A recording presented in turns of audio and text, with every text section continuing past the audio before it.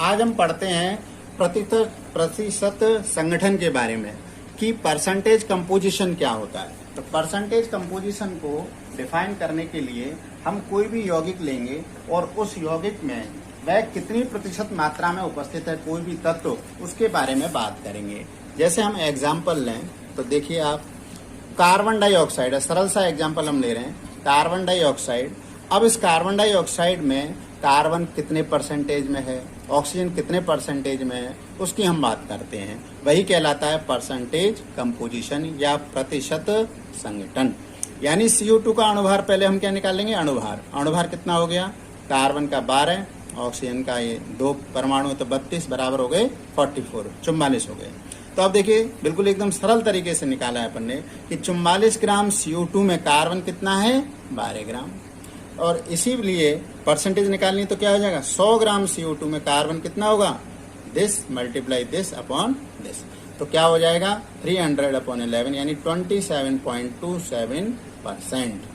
अब कोई, क्योंकि इसमें 2 ही परमाणु हैं, 2 ही प्रकार के परमाणुओं से मिलकर के बना है, इसलिए कोई भी चीज़ है 100 है, 100% है, तो 100 में से इसको घटा करके ऑक्सीजन की निकाल सकते हैं। लेकिन हम फॉर्मूले से भी कर सकते हैं कि जिस प्रकार से यहाँ किया है कि 44 ग्राम CO2 में ऑक्सीजन कितना है, 32 ग्राम।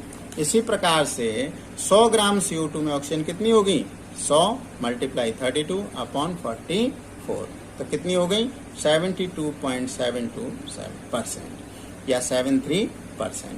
तो इस प्रकार से हम किसी भी यौगिक में कोई भी जो तत्व है, परमाणु है, उसकी हम प्रतिशत मात्रा का निर्धारण कर सकते हैं और उसी को अपन क्या कहते हैं, प्रतिशत संगठन कहते हैं। अब एक दूसरी चीज होती है जिसे अपन कहते हैं मूलानुपाती सूत्र। 3 प्रकार के सूत्र होते हैं, मूलानुपाती सूत्र, आणविक सूत्र और एक होता है संरचना सूत्र। अब ये मूलानुपाती सूत्र क्या होता है, इसे इंग्लिश में बोलते हैं एम्पिरिकल फॉर्मूला।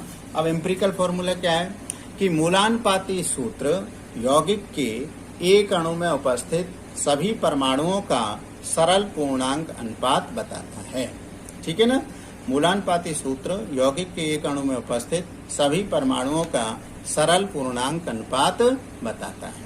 ठीक है, एक अणु में।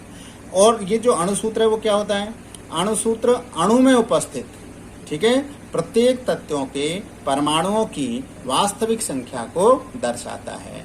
यानी कितने परमाणु होंगे, कार्बन 2 है, हाइड्रोजन 3 है, जैसे इस प्रकार से वह दर्शाता है। एक सरल से उदाहरण से हम देखें तो एक हमारे पास में फॉर्मूला है CH3COOH, यानी हमने कहा CH3COOH, इसका नाम है एसिटिक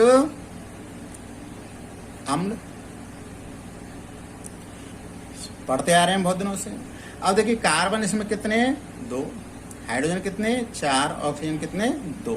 अब यदि इसमें सरल अनुपात कहा जाए तो ये हो गया CH2O।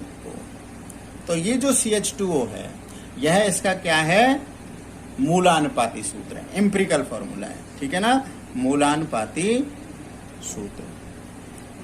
और यदि हम इसकी बात करें तो एक अणु में उपस्थित जो भी एटम है उनमें क्या सरल अनुपात है, उसको यह निर्धारित कर रहा है। और एक यौगिक में यानी एक अणु में किसी भी तत्व के कुल कितने परमाणु उपस्थित हैं, उन सबको दर्शा रहा है ये, तो ये कहलाता है इसका अणुसूत्र। क्या कहलाता है, अणुसूत्र। और एक ऐसा सूत्र जिसकी सहायता से उसका स्ट्रक्चर बना सकते हैं, तो ये जो है ये कहलाता है संरचना सूत्र, स्ट्रक्चर फॉर्मूला। इसके आधार पर हम इसकी संरचना बना सकते हैं। तो हम इसको एक उदाहरण से समझ सकते हैं कि यदि मान लीजिए हमें कार्बन है, हाइड्रोजन है, ऑक्सीजन है, नाइट्रोजन है, या कोई भी जो तत्व है जिनसे मिलकर के वह यौगिक बना हुआ है, तो उनकी यदि हमें प्रतिशत मात्रा दे रखी है तो हम उससे मूलानुपाती सूत्र, अणुसूत्र, इस प्रकार से उसकी गणना कर सकते हैं। देखिए कैसे कर सकते हैं। हमें मान लिया कि कार्बन, हाइड्रोजन और क्लोरीन से बना हुआ एक यौगिक बता रखा है। अब कार्बन की प्रतिशतता कितनी है, इतनी है, हाइड्रोजन की इतनी है, क्लोरीन की इतनी है। तो पहले कॉलम में क्या लिखेंगे हम, तत्व का नाम। फिर दूसरे कॉलम में प्रतिशतता, उसकी परसेंटेज कितनी है। फिर उसके बाद में क्या लिखेंगे, प्रतिशतता बटे परमाणु भार। परमाणु भार का भाग दे देंगे अपन। कार्बन का परमाणु भार है 12, हाइड्रोजन का 1, क्लोरीन का 35.5। 5। इसका हमने भाग दिया तो क्या आ गया, भाग दे करके ये आ गया। अब इसके बाद में फिर अगला कॉलम बनता है सरल अनुपात। सरल अनुपात लगाने के लिए अपन क्या करते हैं, जो भी छोटी से छोटी संख्या होती है इन सब में उसका हम भाग दे देंगे। तो हमने भाग दिया तो 2.02 सबसे छोटी संख्या है तो इसका भाग दिया तो क्या आ गया 1 2 1। तो इस प्रकार से कार्बन कितना है 1, हाइड्रोजन कितना है 2, क्लोरीन कितना है 1।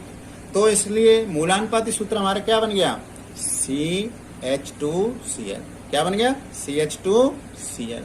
अब इसकी सहायता से हम क्या निकालेंगे, मूलानुपाती भार।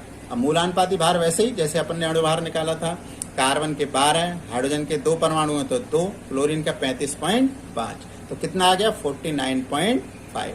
अब यदि अणुसूत्र अगर उसने पूछा है तो अणुभार हमको वो दे दिया होगा उसका मान। तो अणुभार बराबर कितना दे रखा है अपने को 98.96। अब इसकी सहायता से हम क्या निकालते हैं, एक n निकालते हैं। n निकालते हैं तो n बराबर क्या हो गया, अणुभार बटे मूलानुपाती भार। अब ये दे रखा है अपने को तो इसकी वैल्यू कितनी आ गई 2।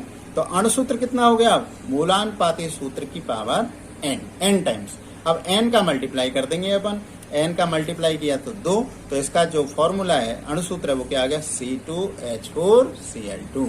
तो इस प्रकार से हम यदि हमें तत्वों की प्रतिशतता दे रखी है तो हम उसके आधार पर क्या निकाल सकते हैं, मूलानुपाती सूत्र निकाल सकते हैं और हम अणुसूत्र भी निकाल सकते हैं। ठीक है ना। अब इसी प्रकार से हम इसके आधार पर इसका संरचना सूत्र भी निकाल सकते हैं। ठीक है ना। तो इस प्रकार से हम कैसे प्रतिशत संघटन निकालेंगे और किस प्रकार से हम मूलानुपाती सूत्र, अणुसूत्र और संरचना सूत्र का निर्माण कर सकते हैं वो अभी हमने देखा। मुख्य रूप से बात यह है कि हमें विभिन्न जो तत्व हैं, कम से कम परमाणु क्रमांक 30 तक के जो तत्व हैं उनके परमाणु क्रमांक और परमाणु भार हमें याद होने जरूरी हैं, तभी हम जो है आराम से इनको सीख पाएंगे। ठीक, धन्यवाद।